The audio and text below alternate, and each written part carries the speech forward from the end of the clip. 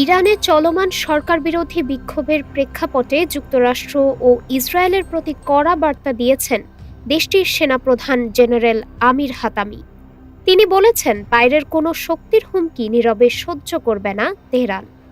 ইরানের রাষ্ট্রায়ত্ত বার্তা সংস্থা ফার্স্ট নিউজের তথ্য বলছে, জেনারেল হাতামি সতর্ক করে বলেন, ইরানি জাতির বিরুদ্ধে বিদ্বেষমূলক বক্তব্য ইসলামী প্রজাতন্ত্র হুমকি হিসেবেই দেখবে এবং এর কঠোর জবাব দেওয়া হবে। তিনি আরও বলেন, শত্রুপক্ষ যদি ভুল সিদ্ধান্ত নেয় তাহলে ইরানের প্রতিক্রিয়া গত জুনে ইসরায়েলের সঙ্গে হওয়া ১২ দিনের যুদ্ধের সময়কার চেয়েও ভয়াবহ হবে। সম্প্রতি ইরানে চলমান বিক্ষোভে প্রকাশ্যে সমর্থন জানিয়েছেন মার্কিন প্রেসিডেন্ট ডোনাল্ড ট্রাম্প ও ইসরায়েলের প্রধানমন্ত্রী বেনিয়ামিন নেতানিয়াহু। ট্রাম্প সতর্ক করে বলেছেন, বিক্ষোভকারীদের বিরুদ্ধে সহিংসতা হলে যুক্তরাষ্ট্র কঠোর পদক্ষেপ নিতে পারে। গত ২৮ ডিসেম্বর তেহরানে মূল্যস্ফীতি ও রিয়ালের দরপতনের প্রতিবাদে শুরু হয় বিক্ষোভ, যা পরে দেশের বিভিন্ন শহরে ছড়িয়ে পড়ে। সহিংসতায় এখন পর্যন্ত অন্তত ৩৬ জন নিহত হয়েছেন।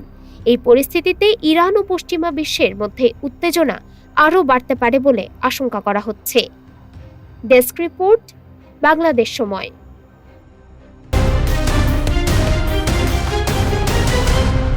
বাংলাদেশ সময়, সবার আগে দেশ।